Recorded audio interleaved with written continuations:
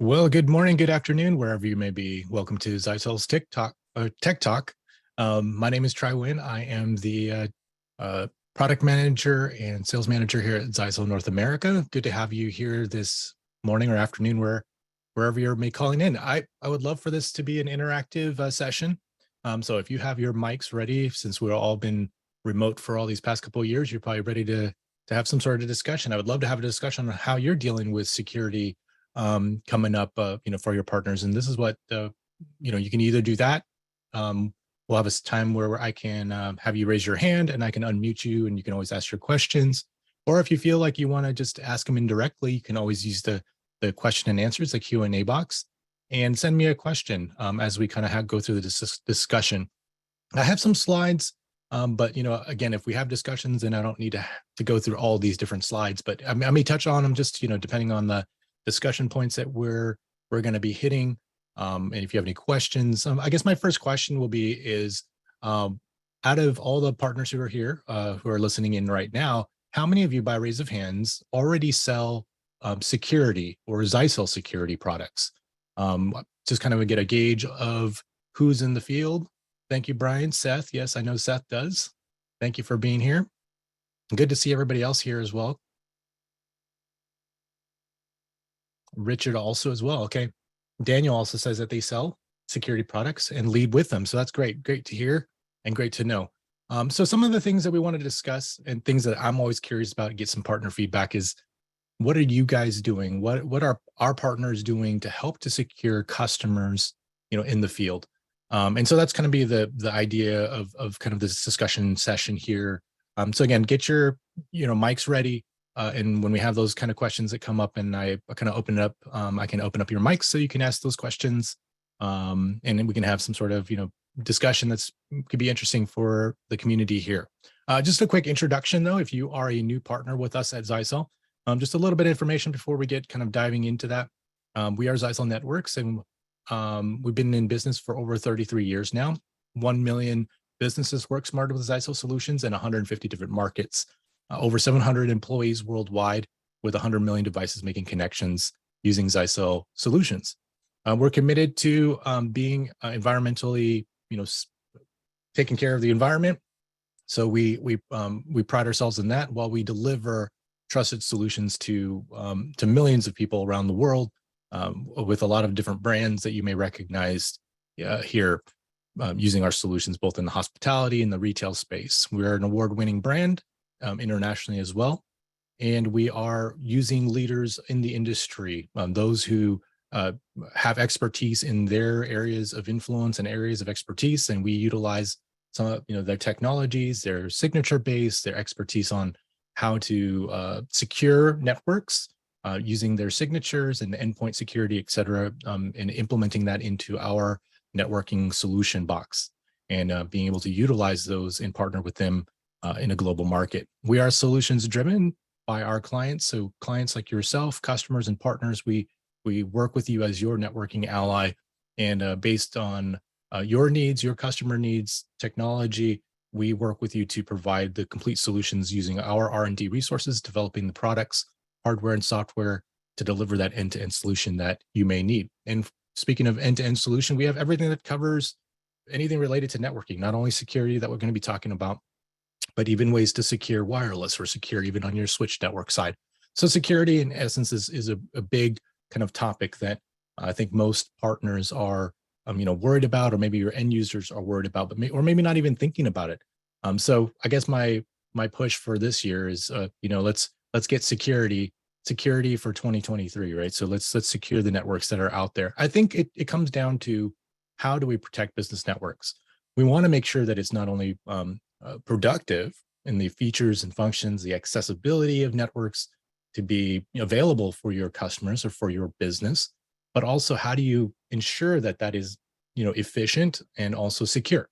And I think partners like yourself, anybody who deals with security or even installs a network, I feel that there's like kind of an ownership, kind of a responsibility that we know the technology and be able to implement it in ways that does help to implement these kinds of protections. It seems to be, sometimes there's a lot of networks that are out there where a maybe the end customer or the end user just goes to a retail shelf, pulls something off the shelf, installs it, and says, okay, this router is good enough, right? And there's nothing regards to security or implementation or even to secure the rest of the network that goes into play. And that could be a harmful thing. It's just a matter of time where something potentially will happen. And that's where maybe some of your partners are reaching out to you saying, okay, this is beyond me. This is something that from a security aspect, I don't have expertise in, and I don't know how to implement some of these things. But obviously Zyxel's here to help you with that, with our products and our solutions. And then, partnering with you to educating you to making sure that these networks are in place. So I kind of called it a security assessment, but I think it's more so thinking or asking yourself, or as a MSP or as a partner, the question of do I think about security when I implement it? Any kind of network when I install for the customer, is that in the forefront of my mind, or is it kind of in the back burner? I guess a question to you: how many of you think put security in your networks like as the forefront?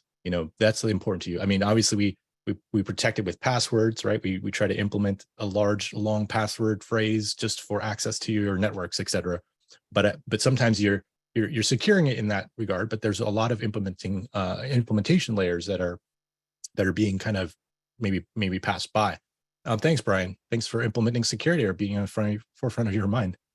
So why is it important? There's threats in the network. I don't know if you've installed a machine that's not behind a firewall, or to do just even when you install the firewall for the first time on a fresh install of a new IP address, and how quickly that port or that IP address gets scanned and actually like looked at. Within literally seconds, you're going to start getting traffic, and people are trying to, or hosts or devices are trying to see if there's any kind of services that exist there.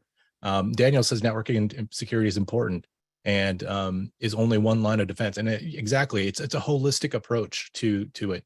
And a security is not just like throwing in a firewall, set it and forget it, and that's it, right? And I think most businesses have that kind of mentality, which then causes problems. It's adaptive. It's always changing, just like how security, signatures, viruses are always, years ago, there was no such thing as ransomware, but now it's rampant. It's like a daily, something that you have to deal with daily. Ransomware, cryptojacking, data breaches just leads to like unproductivity of it because the network could be taken down. There's malicious ways. There's also kind of inherent ways where devices are getting used as kind of a basis point to launch other attacks. It may not be affecting the host itself or maybe that company itself, but the company could be leveraged and be resources are being leveraged and utilized to make and launch these bigger attacks to find other companies to attack as well. So stateful packet inspection, the SPI firewall, is no longer enough. Gone are the days where we just say, hey, I'm just going to block some ports or just open up a few ports and that I'm safe.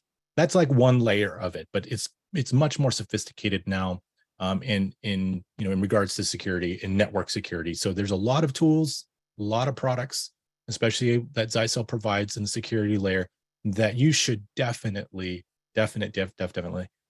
consider and make sure that that's something that's in your forefront of your mind. I don't like the fact that we sell, hardware only devices where there's no security kind of licenses enabled, but sometimes there's some applications where that does warrant it, right? So you could implement a firewall, just need some VPN connectivity, or it's a secondary device providing those access, maybe a hotspot gateway. But security on that, when you're implementing for any kind of small business or even for your own business, should be at least the best that you could find, or at least that you can afford, right? There are many options out there, but then it can cost you tens of thousands of dollars to implement it, to get that kind of protection. But you have to kind of go realistically to some point. So security sensitive industries, retail, healthcare, government, finance, those are very sensitive. And those are your typical, I think people go, well, I'm not in retail, I'm not in medical, so I don't need that kind of security. Well, we all face and we all use the same internet. And whether you're small, large, you could potentially still be a target. Some of these targets don't care who you are. And again, it may be just utilizing you just for the aspect of using your resources so that they can get to other places. How many of you have dealt with a security breach already this year alone? Let's say how many, at least one. All right, just want to see a show of hands, at least one breach, maybe in your customers, you're dealing with ransomware, or you're dealing with, some sort of access that people have breached in there, or loss of data. And okay, so what about how many of you have like at least 10 customers who've had that recently? So again, show of hands, how many of you have at least 10 kind of breaches, or dealing with cyber attacks, dealing with ransomware? So it looks like Seth continues that. Arrows did ask a question: how is zero trust implemented? So zero trust is kind of a philosophy. So small businesses are getting attacked, and the philosophy is that devices can be coming from anywhere, especially in our remote kind of work field today. People being able to work remote, they're bringing in different devices. They're bringing in, tablets. They're bringing in cell phones. Their laptops are very mobile. So the idea of zero trust is to implement the philosophy that there's nothing out there that is trustable. Right? There's no trust. You always have to implement some sort of security, even on the endpoints of the devices, to ensure that things both on the inside of the network and the outside of the network are, secured the best way as you can. Obviously, you can't control other people's devices, but within your own network. Before in the past, while we were, when you installed an SPI firewall type deal, anyone who's on the inside of the network, behind the firewall, was considered safe, right? Because you're being protected, you're shielded from a lot of the things that are coming from the outside in. But there are a lot of security related issues that are happening from the inside out. Now, what happens if a device on the inside is infected? That's why you typically then have, antivirus malware software installed on the devices themselves, on laptops.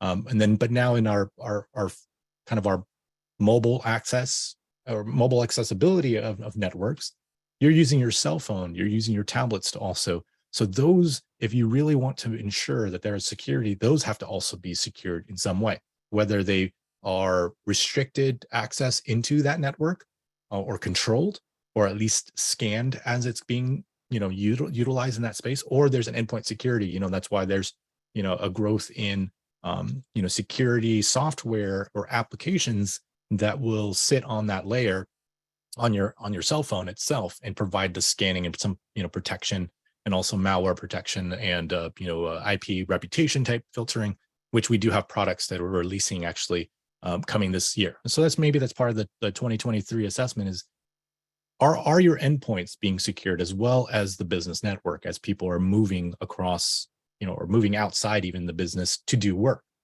Because we have a lot of remote access users that are out there, even myself, right? We've been remote for several years now, and coming in every so often, but we travel, we have business trips, and those laptops that are going into hospitalities, going into public Wi-Fi. So any of those places could become a source of a threat or malicious injection of some sort, and bringing that back home, bringing back to the home, or to the home office, or to the main office, that could be, triggered that way. So 47% of businesses have no understanding how to protect themselves against cyber attacks. And that includes like ransomware as well, not just direct breaches, et cetera, but they don't even know how to protect themselves. Not only that, is that they don't even know that they're kind of being affected at all. Like 43% of them are small businesses, which is what, Zyxel and probably many of you focusing on, is the small SMBs.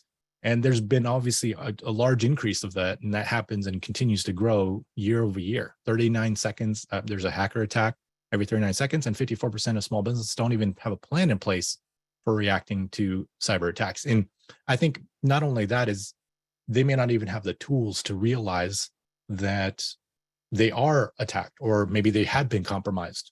I mean, if it's not obvious, right? If it's a virus that makes you sick, then you physically will see you're sick. If a network is infected, sometimes the host doesn't appear. It's utilizing resources underneath. Maybe it's just using a lot of sessions because it's looking for other hosts to infect. Or it's not as like it's not like forefront like a ransomware, right? Where the ransomware immediately will encrypt your device and then lock it down, and you have to pay the ransom to open it back up, right? It's not as apparent as that.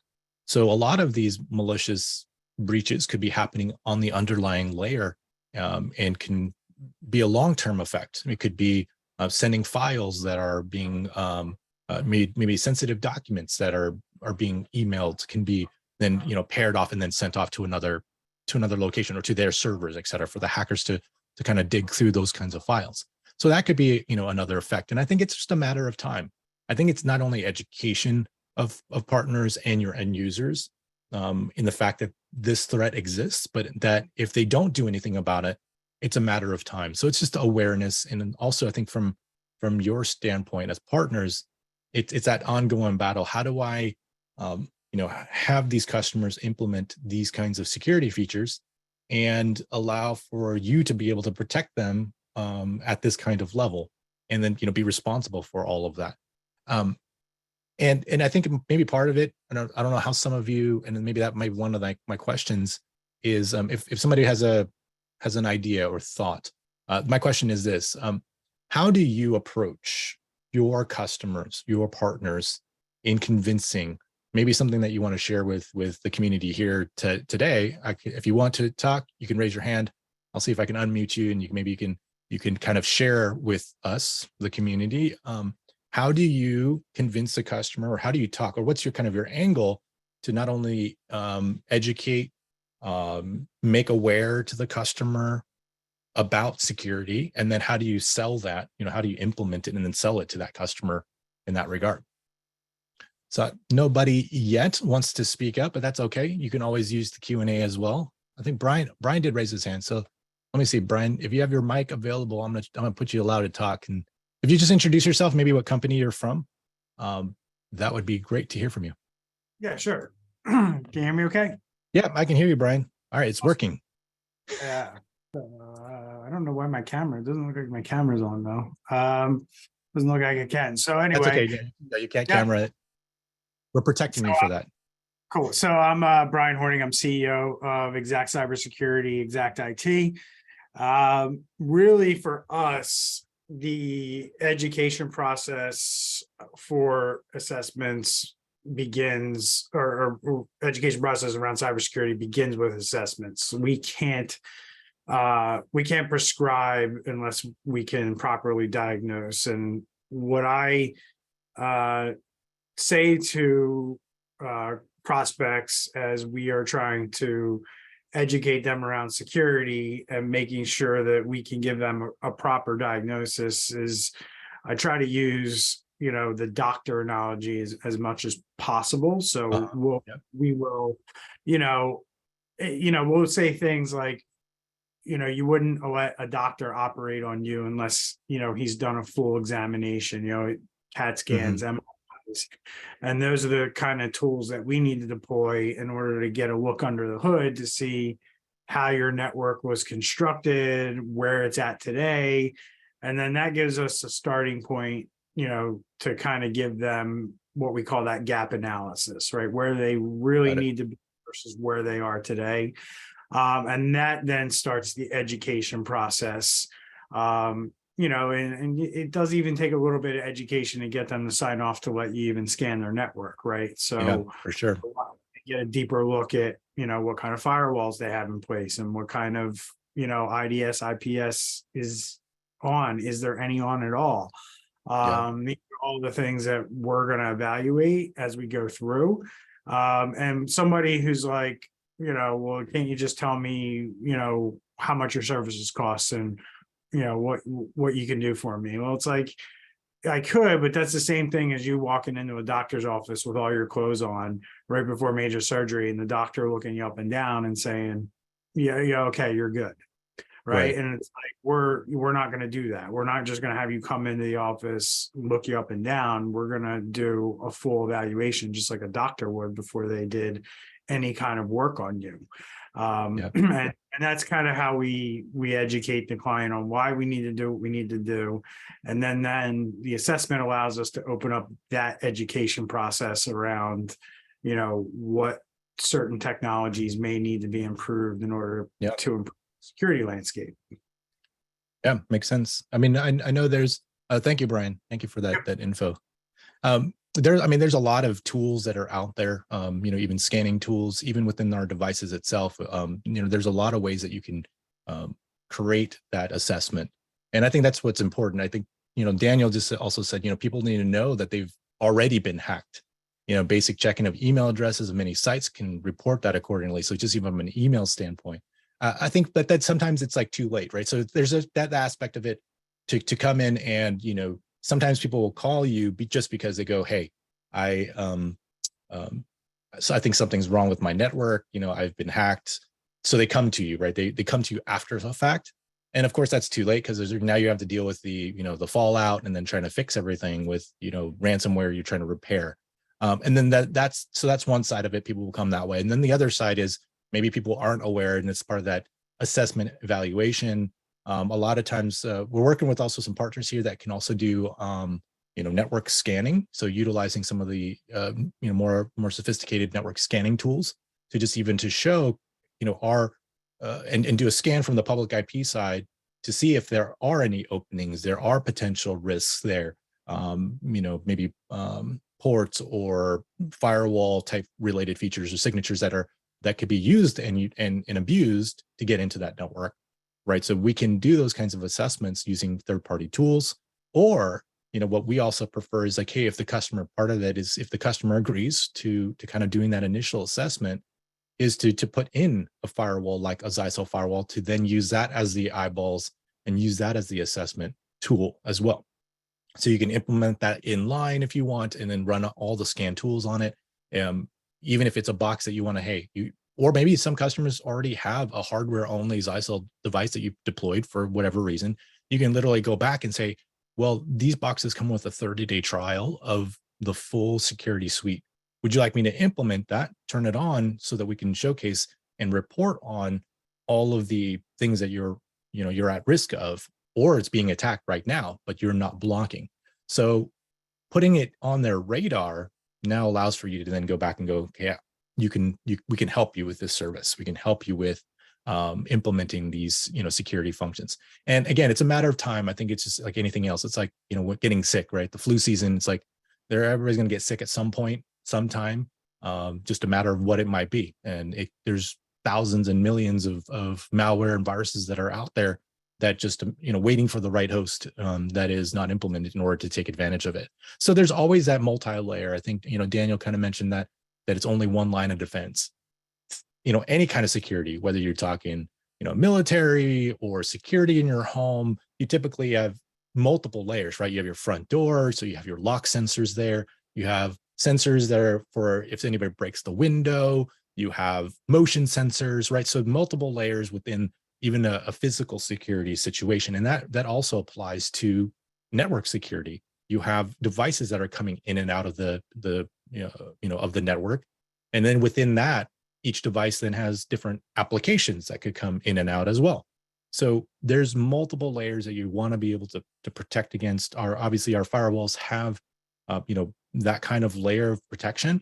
I always get one of the questions I always get with maybe new security customers or new partners, or even at the end user level is, well, if I deploy, a Zyxel security box, can I just no longer need to deploy antivirus software or, endpoint security type implementations? And, obviously the answer is you always need it. So you always need security where you can, because this is just protecting you at that gateway networking layer against the latest threats. So if you got an old virus, then we're going to need to make sure that you have the signatures and also be able to remove it within the device. This networking device cannot go into your computer and remove a virus from, a file from your computer, but it can prevent it from spreading any further if it's then isolated within that network. And so we have, technologies with Connect and Protect and collaborative defense responses that can help to mitigate kind of the spread of that and to isolate and quarantine those devices as needed. But there are multiple layers within security to manage, both from the outside in. So you'll see, IDP, anti-malware, sandboxing, app patrol. Those are device or like applications from kind of the outside in. Content filtering, botnet filtering, and even some of the app patrols is kind of protecting from the inside out. You're preventing users from going to malicious websites or maybe inappropriate websites or, gambling websites, which then have typically a potential for many, click ads that are injecting, scripts and potentially downloading malicious software as well. So we want to protect against that as best as we can on as many levels as we can. Obviously, Zyxel, we work with some of those top tier partners there that provide security. So implementing what their technology protects against and implementing into our gateway allows for us to utilize their expertise again to protect users from that.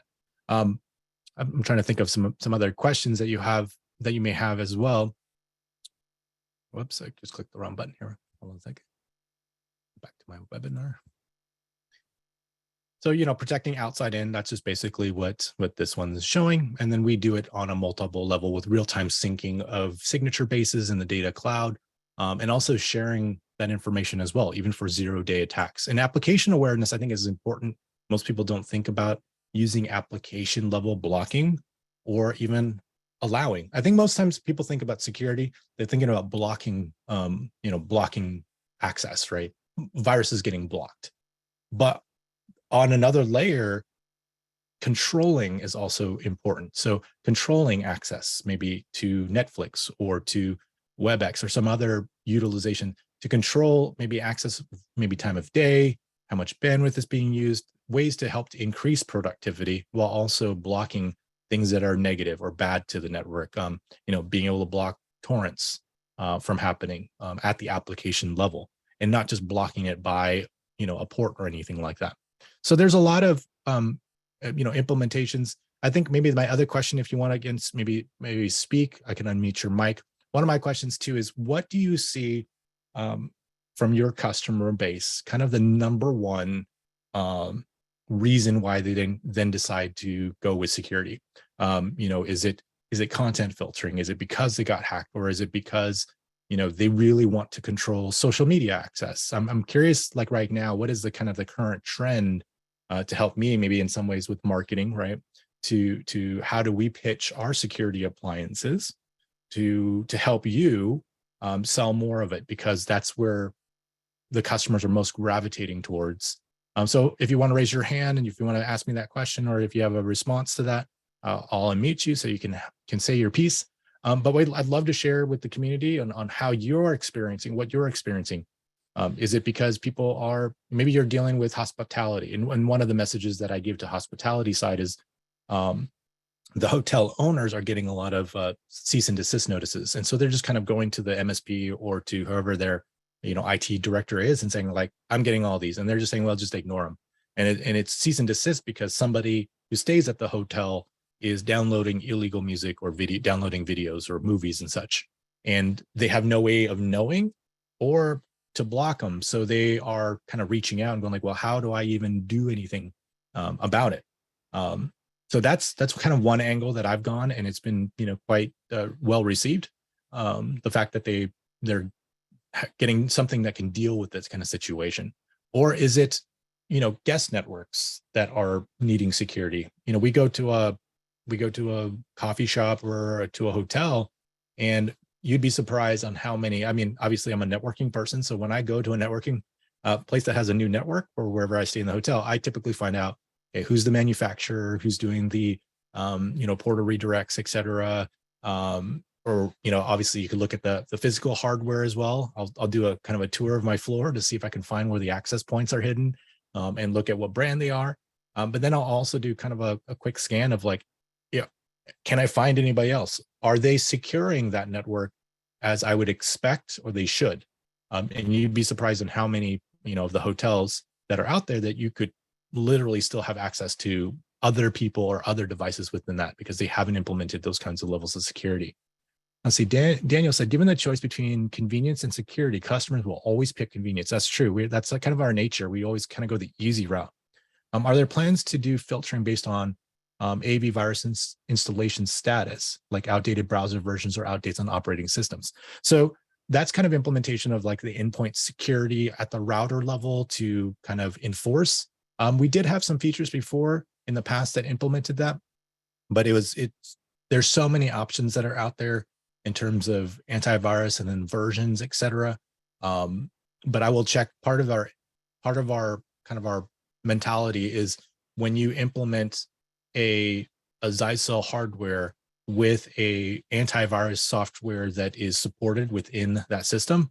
Let's say, like Bitdefender, we were trying to work with them so that when you utilize that, it can help to implement logging. I will check to see where that is. I know in the past we had that kind of implementation before to help you to log and to also alert and alarm to your, to showcase that, to tell you. And I know it already does, like a lot of the scans can also tell you like not just outdated browser versions, but also like your Windows versions or like security updates. And again, it's part of that endpoint security. But it always required some sort of agent as well that sat inside the device that reported that information. So I will check again to see where we stand on that, or maybe with some of our partners that we're doing. I know our new service that we are implementing on the mobile device starts at the mobile device right now. It's called Astra, and you'll see that come out as a free trial in the next month. So we're going to give you a free 6-month trial. I believe it's 6 months for the mobile application, and it provides you that endpoint security for the mobile app. So both for Android and for iPhone. So that can also be implemented. So that's kind of that first step. Ultimately, we want to have the Astra like client within a Windows machine. So like on your laptops, et cetera, or in your tablets, so that it can also report back to the cloud, implemented within the Nebula platform to tell you if something is outdated, and to tell you if, any of the other software. So it may be that it has to look within that device itself to assess, is the browser itself outdated or the operating system is outdated. So I will check with that. Thank you, Daniel, for that question. So a lot of that content filtering is also a big thing when I, talk to customers who don't think about security. Is maybe they have employees or people who are, using social media a lot that they shouldn't during business hours. So using content filtering and using policies within the firewall to control and maybe give access lunchtime, outside of business hours, before and after, that's up to you. And you can implement that within, these kinds of systems, so that not only you can see them, log them, but then also control them. So again, maybe not everything is, just a block. So you may want to have it logged. So from a reporting standpoint, you can see where your employees, what websites they're going to, et cetera. And that could be part of your either deterrent or to control, or to be able to use it as a blocking mechanism as well. So that's kind of that visibility to showcase to your customers that maybe they're not even aware of it, right? Like, are you aware that in every month there's, your employees are going to this one website, 1,000 times, right? So that's something that could be showcased and part of that assessment in that 30-day trial period or whatever, and I don't know if anybody here, do you have some sort of like a template checklist that you go through, or is it kind of just a mental checklist?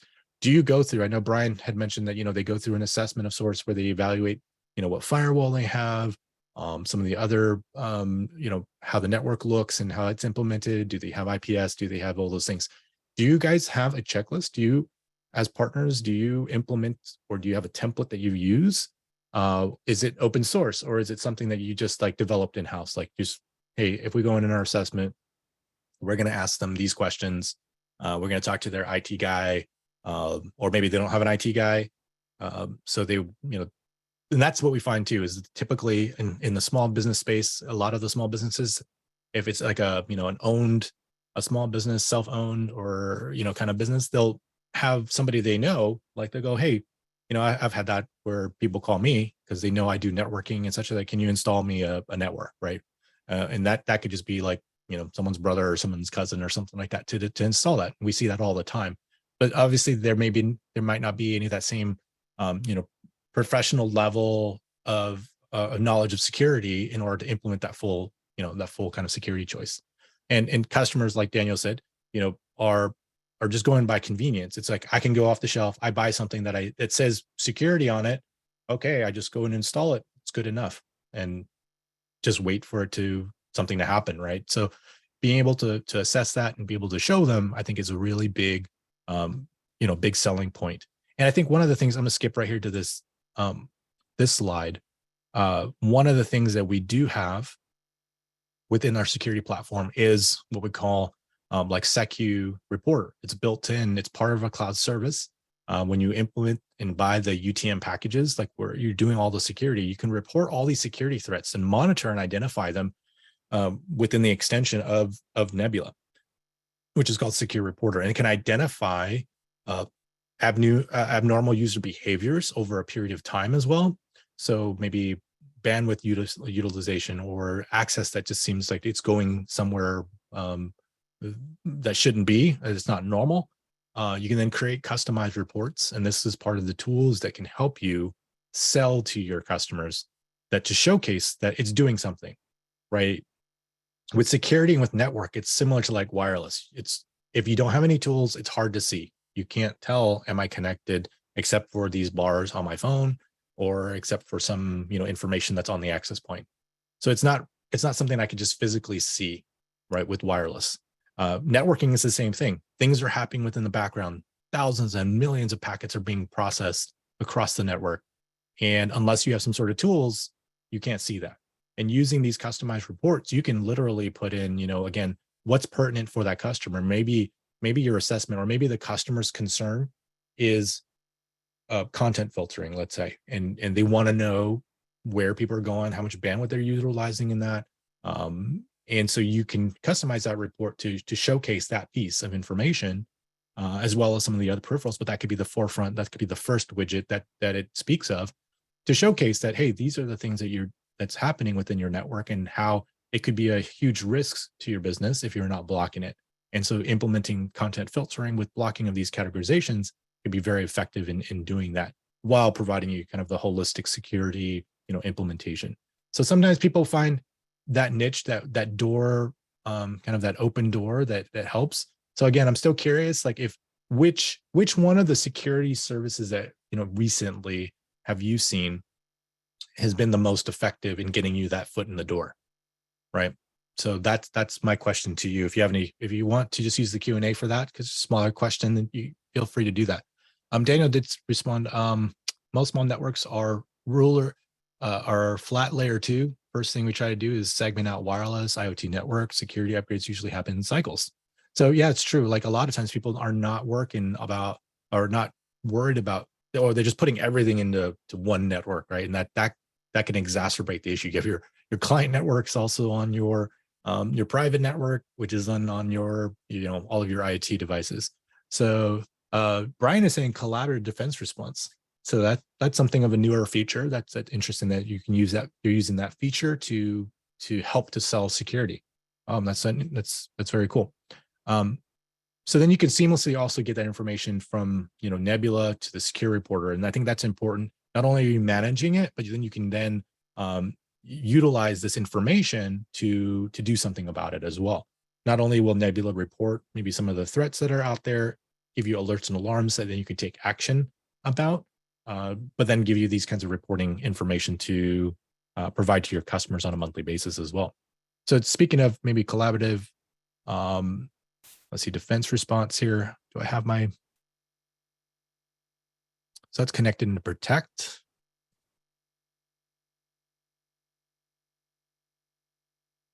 So collaborative defense, CDR, or collaborative detection and response, it's something that you could benefit from now, utilizing Zyxel access points, gateway switches, and be able to kind of help with that kind of end-to-end protection. When something is detected, it can utilize information to help to isolate or quarantine users, maybe from the access point.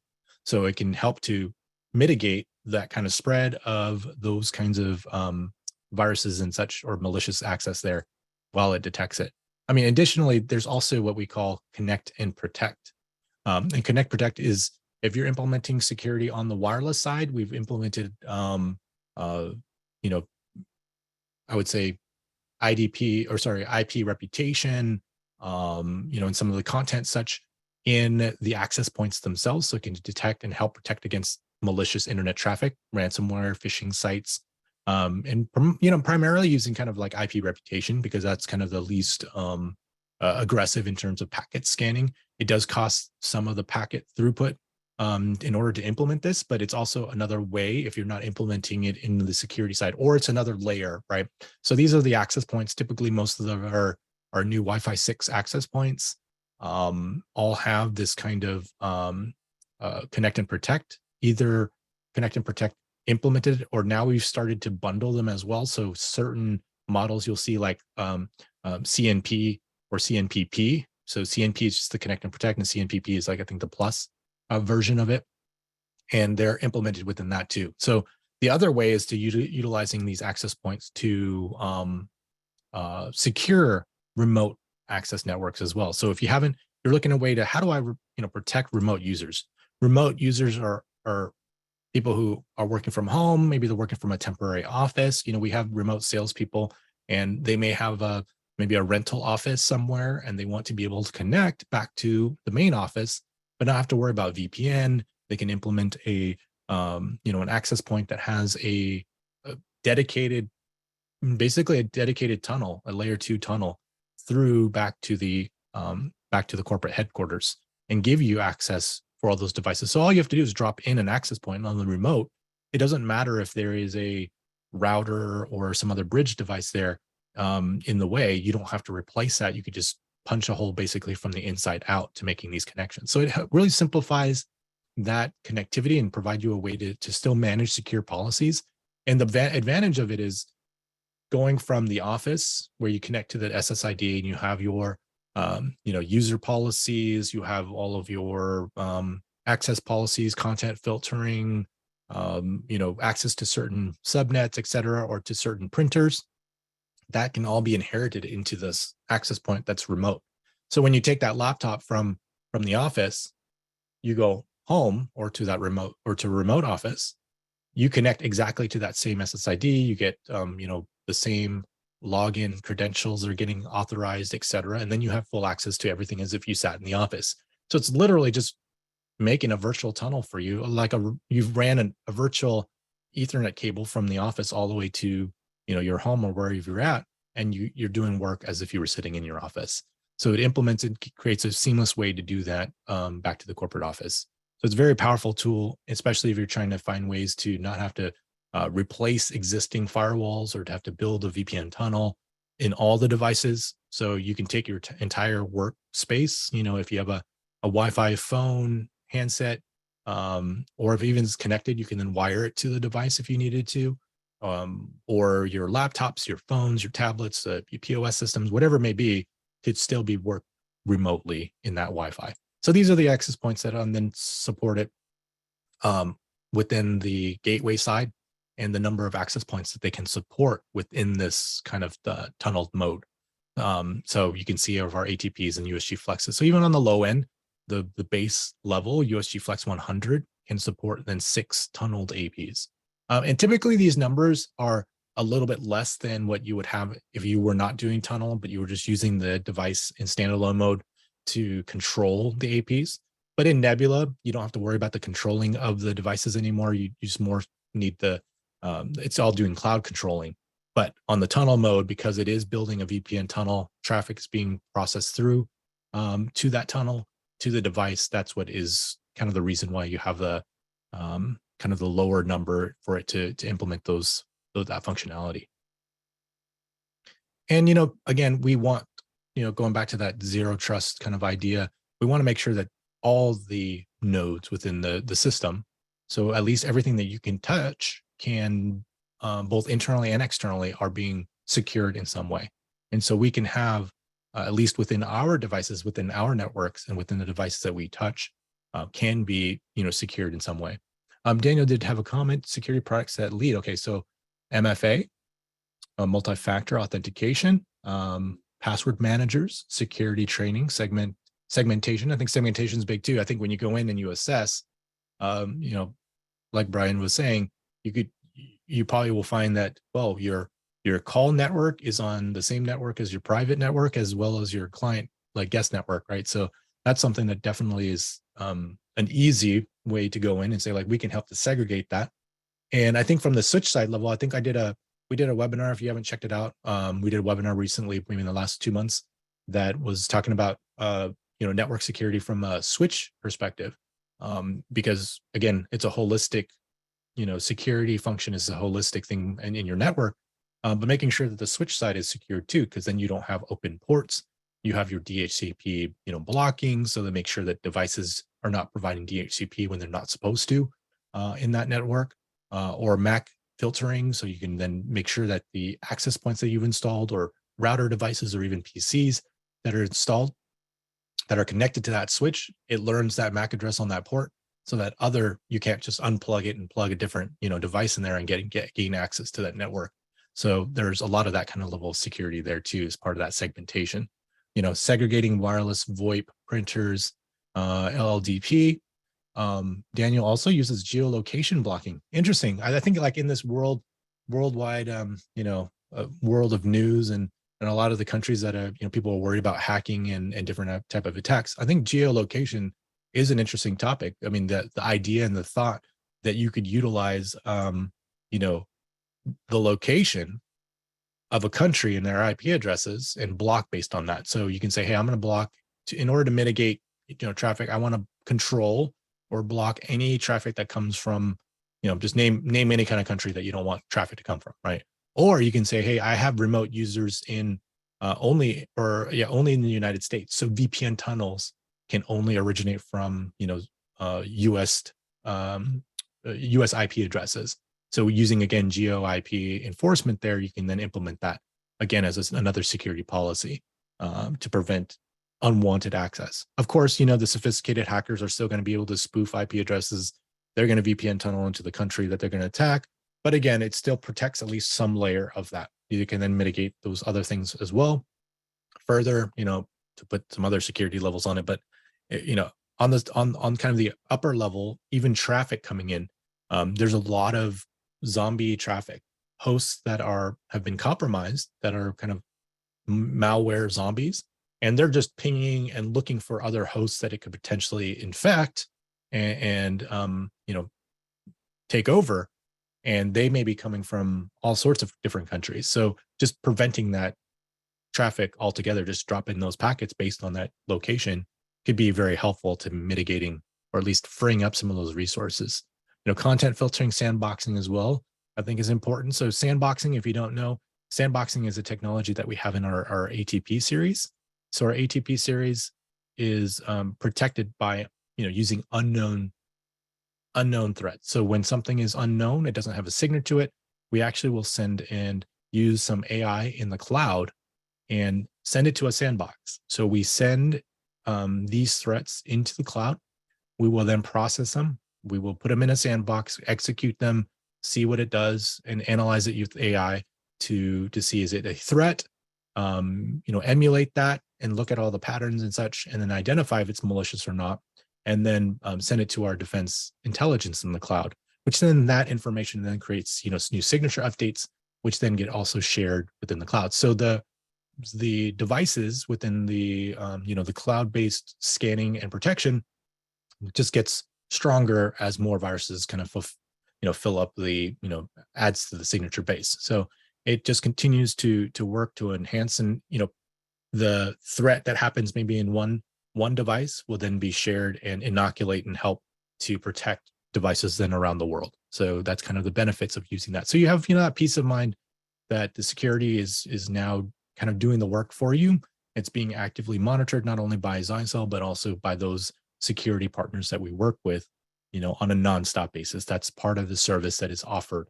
And the signatures are getting updated. The threats are, being sent to you for notification, and be able to do all that. Yeah, Daniel does make a great point. Like, geolocation doesn't stop everything, but it slows them down dramatically, because again, you're just ignoring it. It's kind of like, if you don't want to hear, hear something from, it's like a filter, right? It's, if you don't want to hear something coming from a noise coming from a certain location, if you filtered it or if you blocked it, then you won't have to hear it anymore, right? But of course, they can always, it's kind of like my kids, they can always, even though you kind of block them out, they kind of find the way find their way and still be able to talk to you, right? So that's there's still a way that they still can get through, again, like with the VPN tunnels, but again, it takes more effort for them to really want to do that, but it helps, again, mitigate that. So that's just been kind of a quick discussion on security and how Nebula, and I appreciate the interaction here. I guess we last maybe a few minutes If you have any comments, questions, thoughts that you would like to share with the community, please either use the Q&A section, or, if you just want to have maybe like if you have a summary of some sort, on something you want to share, maybe it's something I haven't talked about, or a question you have you want to ask in person, or live, then go ahead and raise your hand, and so I can unmute you as well, so you can introduce yourself and ask the question.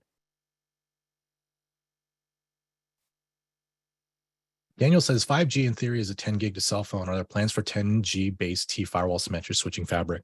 So switching is difficult, right? Because switches, like the switch fabric just does switching. So it can produce very high bandwidth speeds to go to that wire speed. Realistically, like in order to do that kind of scanning requires quite a beefy device. Plans to go 10 gig. We're right now in that step of going multi-gig. So we're currently working on a new kind of a new iteration, not a replacement, but a kind of a maybe like a second version for those who need the higher power processing in order to hit more of the gigabit speeds at a more affordable prices without having to get to, again, tens of thousands of dollars to do even multi-gig. Then that's going to be the product line that you're going to see, that we're going to leapfrog the competition in terms of performance and throughput with full UTM enabled, right? We're constantly in that battle as wire speeds are going up. And I think ultimately though, it's going to be driven by how fast, kind of the mass market internet WAN speeds come. Right now we already start seeing gigabit, but it's not everywhere. Even with cable services, cable modem services, et cetera, they're still within the 300 to 500 meg range. There's some areas that can get gig or multi-gig. So you'll see that, but it's still kind of rare. But as those become more mainstream, especially available for the business side, then we have no choice. You either have to spend a lot of money in order to get the full speed that you've purchased within that WAN speed, or you have to compromise and say, this is what my budget allows for, and this is what I want to do with full UTM. Obviously, I'm a proponent of making sure that you always are doing full UTM whenever possible. But in some cases, if they're like, well, I have something else that's managing maybe the IPS side of it, or it's split up, then we'll let that do the IPS maybe in the cloud, while all of the other networking scan is done within the firewall itself. So it can help to improve overall throughputs by turning that feature off because it's being done somewhere else. So that's something that's gonna, we're gonna see that kind of constant adaptation. I think when we finally see like full wire speed, it might just be that it's being, completely processed in the cloud, where all the traffic, because if you're going to get a 10 gig connection, maybe to the cloud side, that's going to be just in process because you kind of have an unlimited resource per se in the cloud to do that kind of level of processing and scanning of all those packets.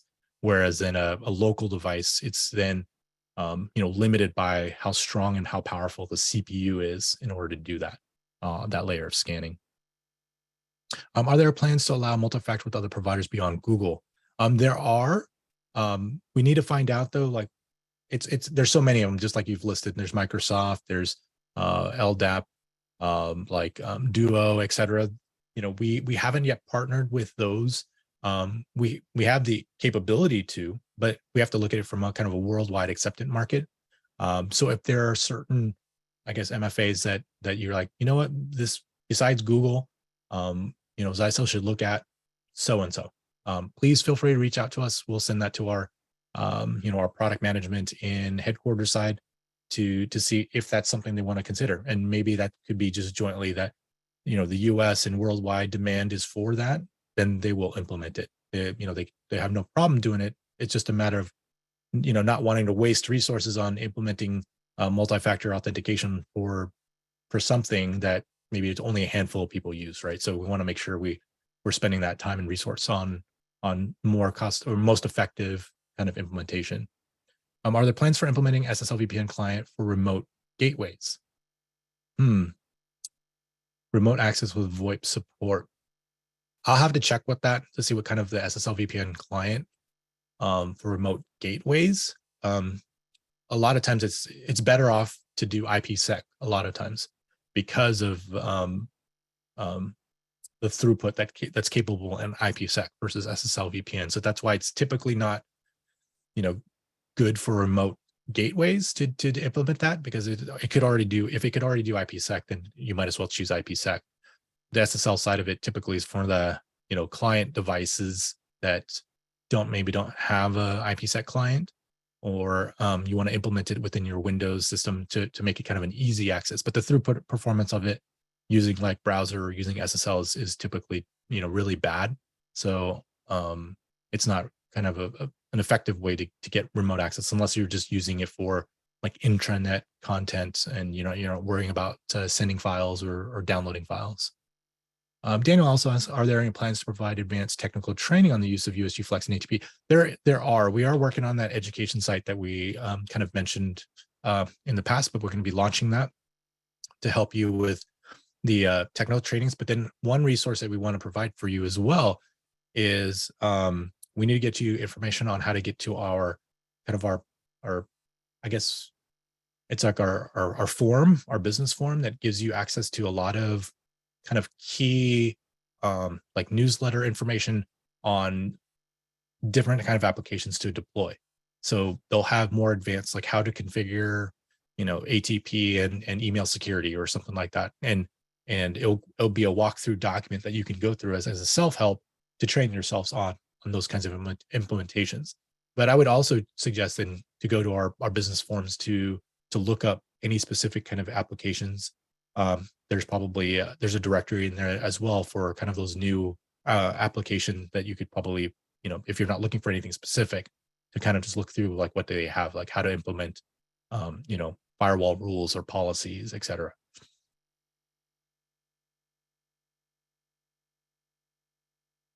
The advantage of SSL is that you can eliminate split tunneling. I guess you could technically do both. I mean, even with IPsec, you could still split tunnel or not split tunnel as well. So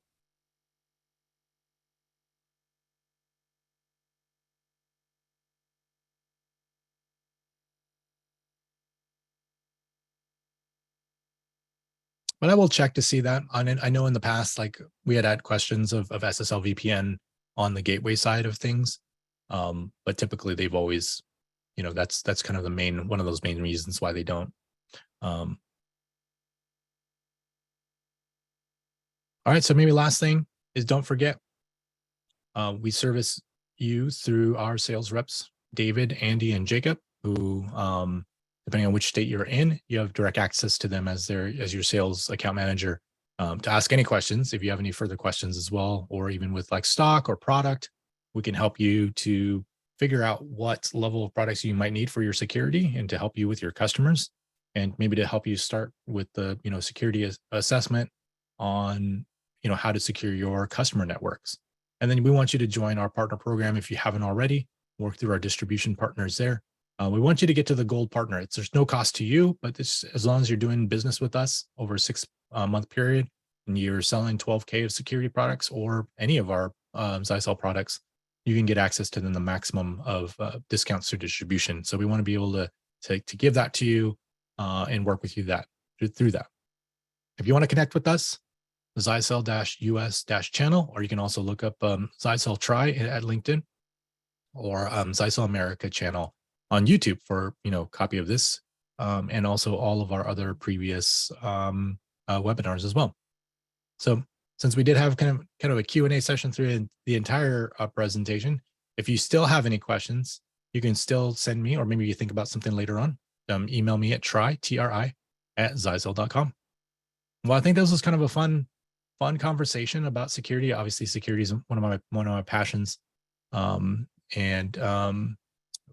we'd love to be able to continue to educate you and your customers and find ways to educate you and your customers on why they should implement, security, and hope this has been informative for you, and that you'll choose Zyxel, and or at least keep us in mind for that when you're dealing with security.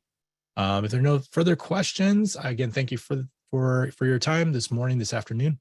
Look forward to talking to you again soon. Thank you. This is Tri from Zyxel, and this was Tech Talk.